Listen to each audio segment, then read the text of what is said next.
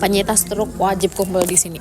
Saya mau cerita, dulu saya lagi di seminar ya, sorry kalau misalkan rame, maaf kalau misalkan nggak denger. Nah ini saya mau cerita ke teman-teman semuanya tentang kisah paman saya yang kena stroke. Waktu itu nggak boleh tuh minum minuman manis yang berlebihan kayak gini. Ini saya minum teh ya, teh dikasih gula gitu lah. Itu harus menghindari yang minum-minuman yang banyak gulanya.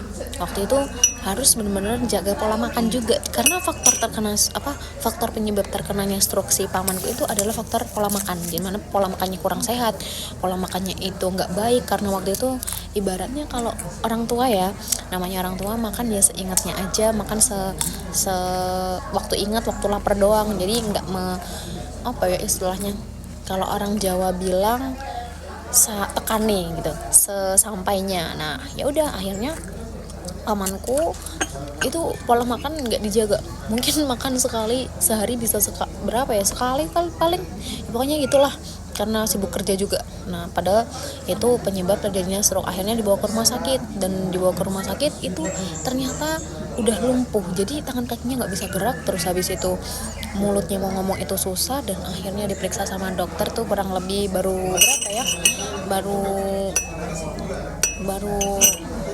beberapa hari di rumah sakit, terus dibawa pulang ke rumah. Akhirnya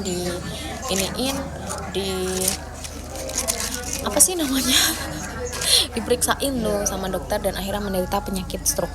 Dan waktu penyakit stroke itu pun, waktu itu si pamanku bener-bener yang gak bisa ngomong tadi, terus bener-bener susah buat ngomong, terus mau tangan kakinya gak bisa gerak. Akhirnya dibawa pulang rawat jalan, dan akhirnya dikasih tahu sama temennya, karena temennya di Indonesia itu bilang, cobain deh kamu, cobain ini, siapa tahu ini cocok buat kamu. Akhirnya pamanku tanpa basa-basi, tanpa pikir panjang, langsung nyobain, dan akhirnya alhamdulillahnya itu yang nyobain apa coba belum disampaikan lagi, nyobain herbal Cina. Nah di situ konsumsi kurang lebih baru 1 bulan. Itu tadi yang tadinya itu benar-benar gak bisa digerakkan tangan kakinya, pelan-pelan udah mulai bisa digerakkan, kayak diangkat tangan kakinya udah bisa. Terus akhirnya dilanjutin tuh konsumsi rutin 2 bulanan lah, itu udah benar-benar bisa jalan, bisa lari. Kondisinya sekarang beliau bisa jalan, bisa lari, bisa lompat, kalau misalkan disuruh ngedance pun bisa beliau.